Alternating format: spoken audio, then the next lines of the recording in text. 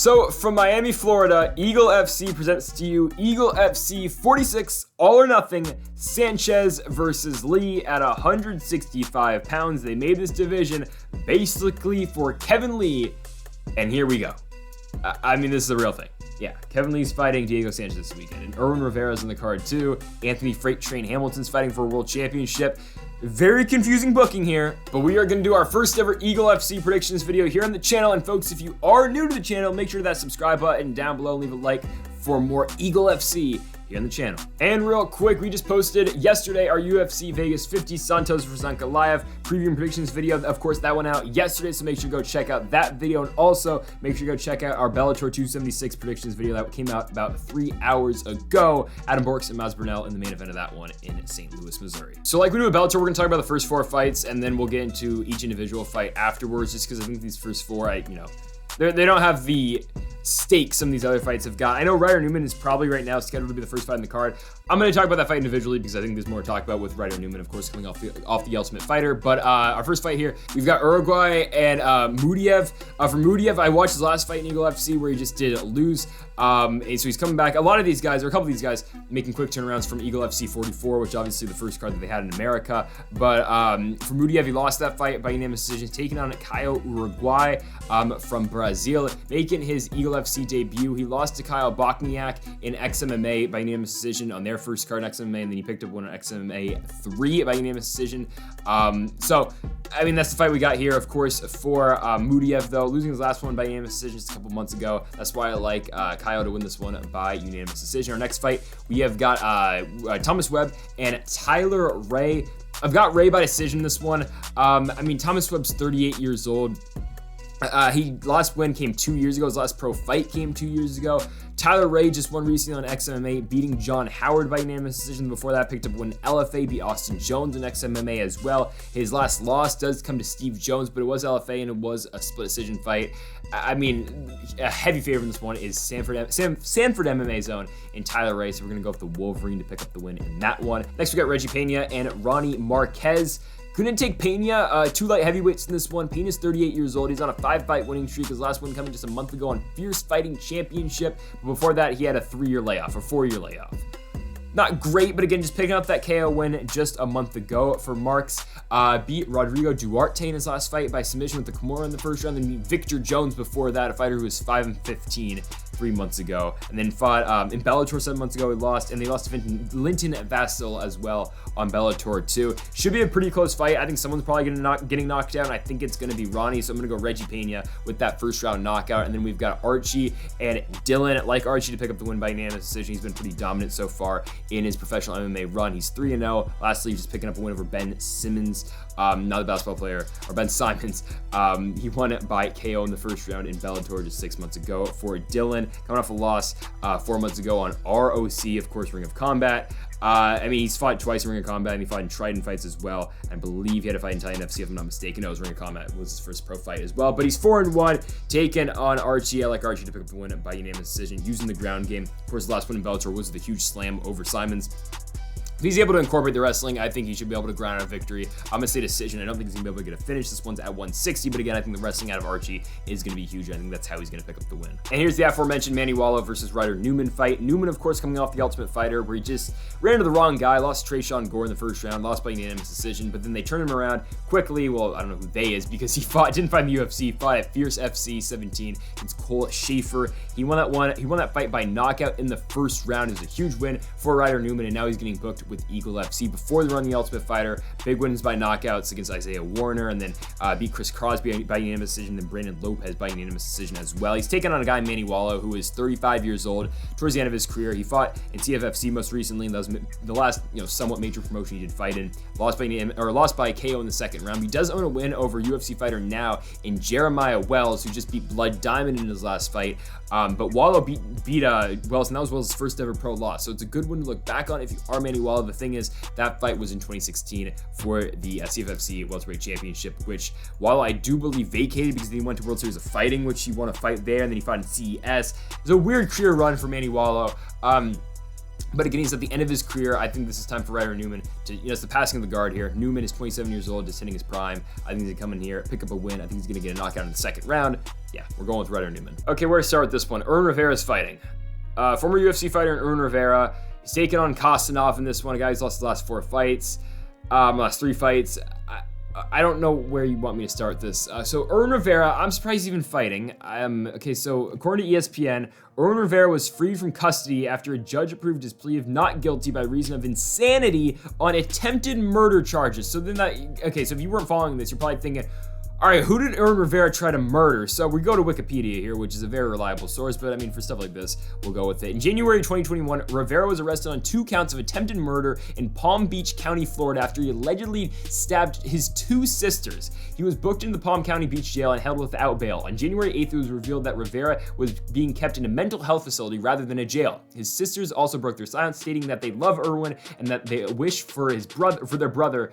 Their only wish for their brother is for him to get help that he needs in his mental state. So Rivera was then granted a conditional release from custody on October 19th, 2021, after the judge in the case approved Rivera's plea of not guilty by reason of insanity. He was then diagnosed with bipolar 1 disorder and was having a psychotic episode at the time of the stabbings. So yeah, he tried to stab his 2 sisters. I think he did stab both of them. Okay, and this guy's now fighting. Okay, so with all that aside, Rivera's a tough guy though. Like, okay, pure fighting wise, Rivera is tough to put away. I mean, you saw it in his 3 fights in the UFC. He went 3 rounds with Giga Chikadze. Then he beat the Jordan fighter, the Royal fighter, and Ali Al-Kaisi, who's now picking up wins over UAE Warriors again. But Rivera barely beat Ali Al-Kaisi by split decision, then lost Andre Ewell and the famous John Anik. Both these men are being involved in custody battles involving their children fight. Trust me, that actually happened. John Anik said that during a MMA fight. But yeah, Ewell won that one by split decision, and then Rivera was booked against Ray Rodriguez. But then, according to Tapology again, the reason for that bout being canceled was Rivera arrested and charged with first-degree murder. So he's back now, and like, honestly, he shouldn't have any trouble in this fight. He's gonna beat Khasanov in this one. I think he's going to pretty handily. I just think he's gonna outbox him throughout the entirety of this fight. That's not the bigger story in the story. That's not the bigger story in this fight. But yeah, Rivera should win. He might even be able to get a finish. I think he's going to use his boxing very well, though. I think he's going to outbox Khasanov for 3 rounds. That's why we like Rivera to win by decision. Now we've got Aliskerov taking on Nishant Burrell. Aliskerov should be able to pick up the win pretty easily in this one. I mean, I think it's going to be takedown submission. Probably repeat. I mean, I think Aliskerov is going to be able to get that sub in the 2nd round. For Nishant Burrell, he's 19-11, so he's lost 11 times in his career. He is on a 4-fight winning streak in CFFC, which is huge, actually. Picking up a win against Kyle Stewart in his last one by unanimous decision. So Burrell is on a roll, don't get me wrong. And if he is able to keep this fight standing, he will have a lot of success. But the problem is, I don't think he's going to be able to keep this one standing. Because yeah, he's on a 4-fight winning streak, but before that, he lost his last 4 fights in ACB and CES.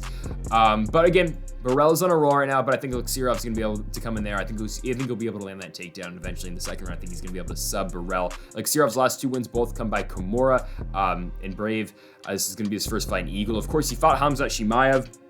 Lost to Khamzat back in 2019. He got uppercutted to the moon, losing in the 1st round by KO. But again, I think he's going to bounce back in this one. I guess he's won 3 straight fights since then. But again, I think he's going to come in here. He should beat Nishant Burrell. I think he gets it done by 2nd round submission. Okay, so we got Ahmad Aliev taking on Daryl Horcher. Horcher, of course, the former UFC fighter. Since his run in the UFC, he went to CFFC, picked up a win by KO in the 1st round, and then lost to Olivier Aben Mercier in his last fight in PFL by unanimous decision. He was a plus 500 dog for a reason in that one. Of course, Horcher came to the UFC as the CFFC lightweight champion, and they said, all right, welcome to the UFC, kid.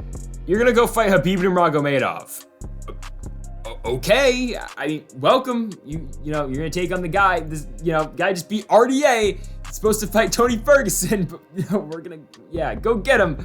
Go fight Daryl Horcher instead, and Khabib smashed him, brother. And the fight wasn't close. But then Horcher came around. He beat Devin Powell by split decision, a very close fight. Then he lost Scott Hot Sauce Holtzman, and then lost Roosevelt Roberts, and then he was outside. Now he's outside the UFC. For Ahmad Aliev, he fought in PFL. He lost to Jaguar Paw in his last fight in the PFL. Of course, he lost to Manifo in the PFL championship fight. Jaguar Paw, though, just picked up a win over Zach Zane in Eagle FC in January on the 28th. So Jaguar Paw is picking up wins now in LFA or in Eagle FC. Can Aliev do the same? Because he went into PFL, traded wins back and forth. He couldn't get 2 wins. He couldn't put together 2 wins in PFL. He kept win 1, lose 1. That was basically just a run over there. But Aliev does have a very good stand-up game on the ground. I mean, should he be able to beat Daryl Horcher?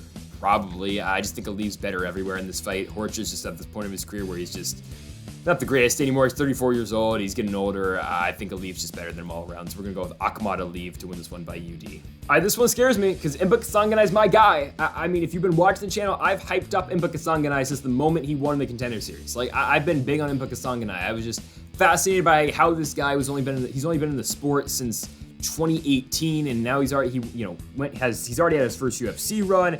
He beat Maki Pitolo, tough enough winner. Maki Pitolo not the Ultimate Fighter, tough enough, the promotion. Just beat Fernando Gonzalez on that card by unanimous decision. It was kind of a good fight, low-key, in Las Vegas. John Morgan was the commentator for that one. First time I ever watched a tough enough card. Actually wasn't bad, but Kasanganay beat Pitolo in his first fight in the UFC. He came off the win over Anthony Adams in the Contender Series. Then he lost to Joaquin Buckley, and he got spinning back kicked in the face, and that sucked. But then he turned around and he beat Sasha Planatnikov. And Planatnikov's not the best UFC fighter. He's out. I believe he's out the promotion now. But Kasanganay wins. He chokes him out in the second round. Cool, didn't have hooks in. Just went in for a choke, sunk it and got it. And then he fought Carlston Harris and he got knocked out, which sucks. But then they just cut him. Like really? He had 2 fights, or he had 4 fights in the UFC. I get it. He fought a 4-fight deal, but he fought 4 times in 12 months, and you cut the guy, and he was 2-2. And he lost to Buckley and Harris, 2 guys who were pretty good. Both guys have a lot of power. Hell, they booked Harris against Shavkat Rakhmonov after that. It's just confusing. It was confusing that they cut Kasanganay. But again, this fight scares me because I'm a Kasanganay guy. I'm big on Kasanganay, but this one scares me against Raymond Magomedaliev. This one scares me because for Raymond, his last fight was a win on Eagle FC. It was against Anthony Njokuani. Njokuani, again, has been fighting for a while, 16-13 now, but this is a guy who was fighting in WEC. He fought in the UFC as well. Again, Njokuani has been around for a while, and, Magomedaliev just, it was easy for him. Takedown, first round, ground and pound, ball game, night over. And this is the same guy in Raymond who fought in one championship for a while. He was on the TNT card for one championship, taking on Tyler McGuire. A guy at the time was 12-1. It was a huge win for him, beating him by unanimous decision. I mean, Magomedaliev has beat some good guys. He had that one loss to James. He had that one loss back in 2018 in one championship, but still he's bounced back. He's won 4 straight fights. He's got power on the feet. He can wrestle if he has to as well. And it concerns me with Kasanganay because his boxing's good. He's a little bit slow, but he's got decent power, decent volume. Kasanganay all around is a good, a solid striker.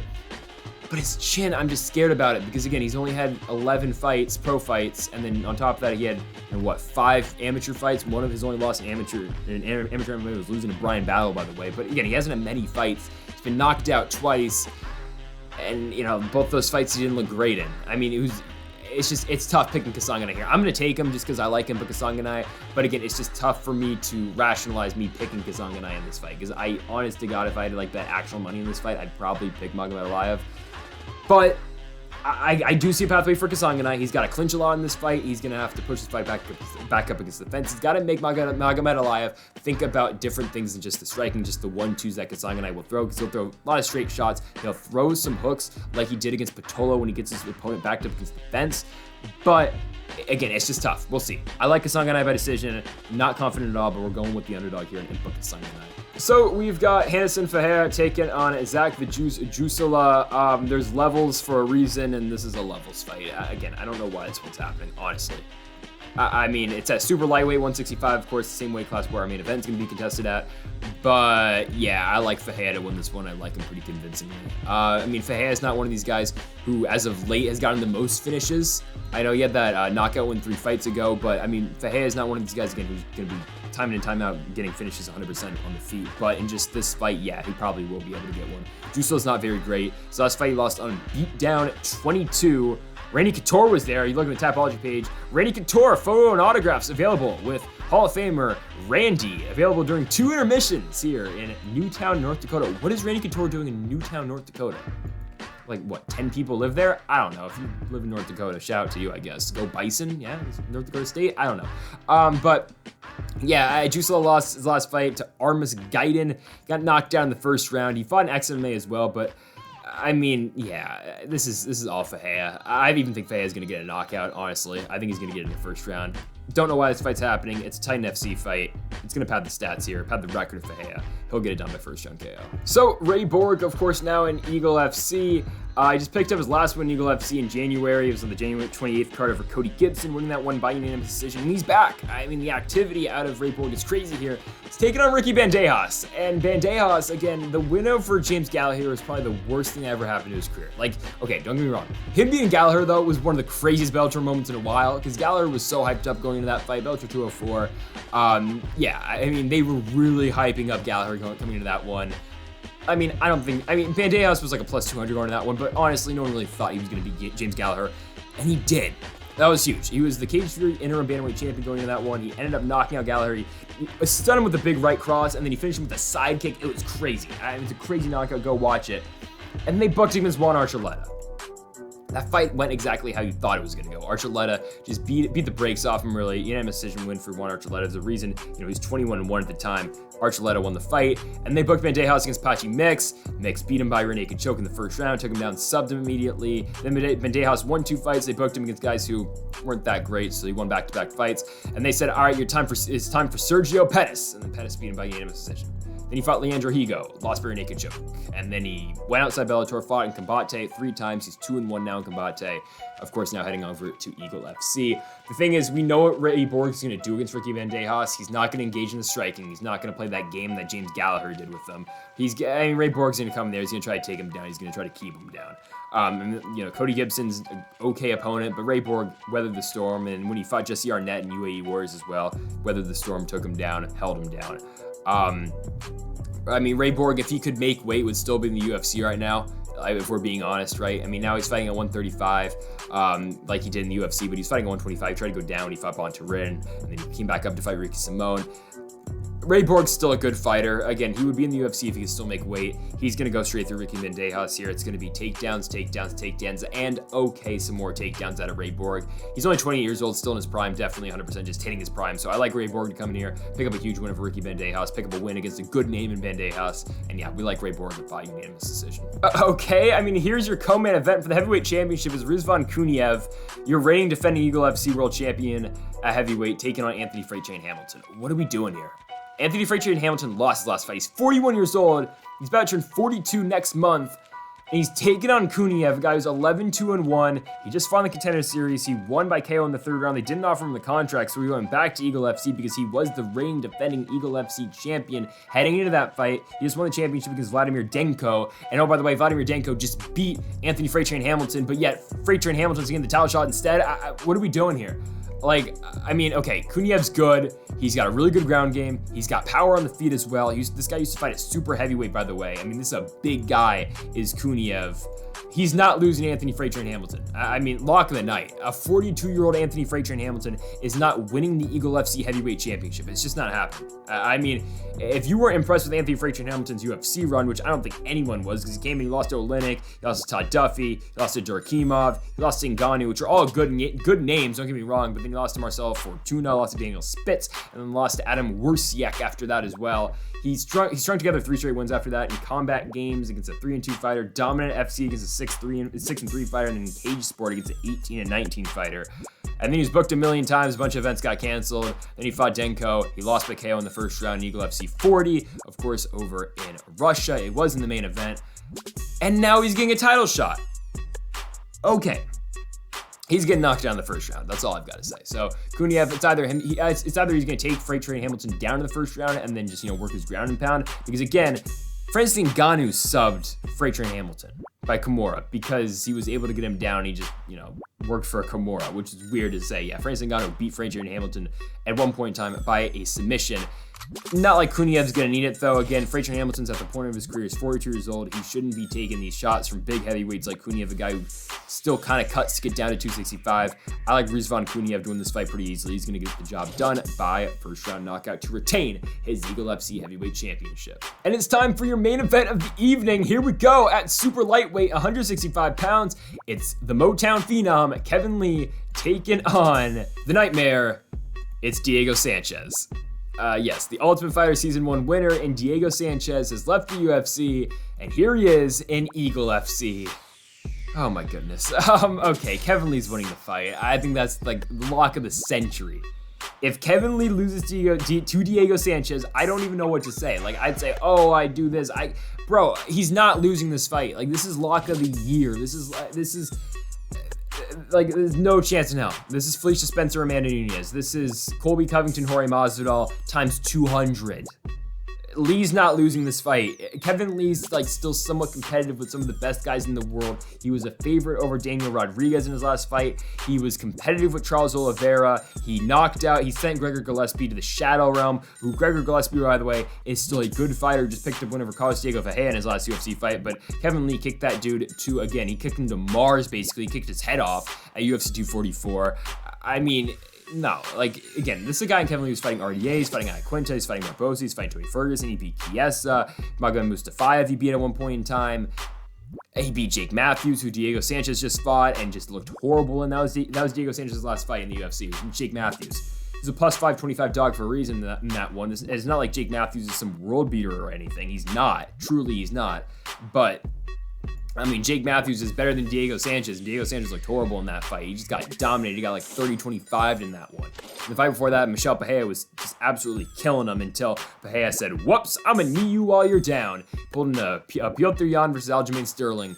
Kneed him while he was down. Diego, he was smart. He took the win. And then Conor McGregor said, yeah, I want to fight Diego Sanchez. Like, that was an actual thing. Dana White leaked the text messages with him and Conor. I think Conor leaked him, right?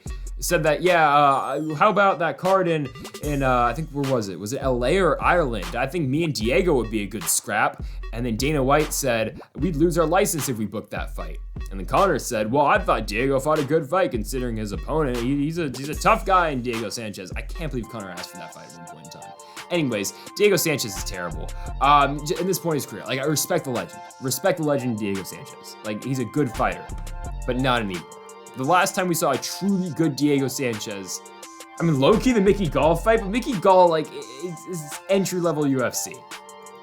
Kevin Lee is still a top 15 fighter, and at 165 at super lightweight, he's a top 5 fighter because no one else exists in this weight class, really, because there's not many promotions that offer 165. Now, given if there was an actual 165 weight class, it'd probably be ruled by Colby Covington. I think we're pretty much all in agreement of that one, because, yeah, that'd just probably be his weight class. Colby would probably beat up everyone in that weight class, considering how he just dominated Masvidal. But anyways, back to the point, Kevin Lee's just going to absolutely kill Diego Sanchez. I got him by knockout in the first round. I just hope it's not something ugly. I hope it's a TKO. Like, I hope it's just, Kevin Lee catches him with the right, Diego kind of just falls down, and I hope it's just he just puts him away nicely. That's all I can say. Diego's 40 years old, guys. He shouldn't be fighting. Like, honestly, he should not be fighting this fight. If you thought him fighting Jake Matthews was bad, wait until he fights Kevin Lee. A guy who fought for their interim championship, 4 years ago? He's still, again, having competitive fights with the world champion at 155 and Charles Oliveira. Was competitive with Daniel Rodriguez, who's an up-and-coming, top 15 fighter in the UFC at 170. Again, this is all Kevin Lee. Let's just hope it's not brutal, right? So Kevin Lee by first round knockout, obviously, right? I think everyone in the world has got that result most likely. So folks, that'll do it for Eagle FC. Kind of a somber note to this video, but just this fight's just not great. The main event's not great. The rest of the card is interesting. Excited for Kasanganay's fight, amongst others. But yeah, folks, that'll do it for Eagle FC 46 preview and predictions. Make sure that subscribe button down below if you are new to the channel. Make sure you hit that like button down below if you did enjoy the video. Give a for watching, and Mamba forever.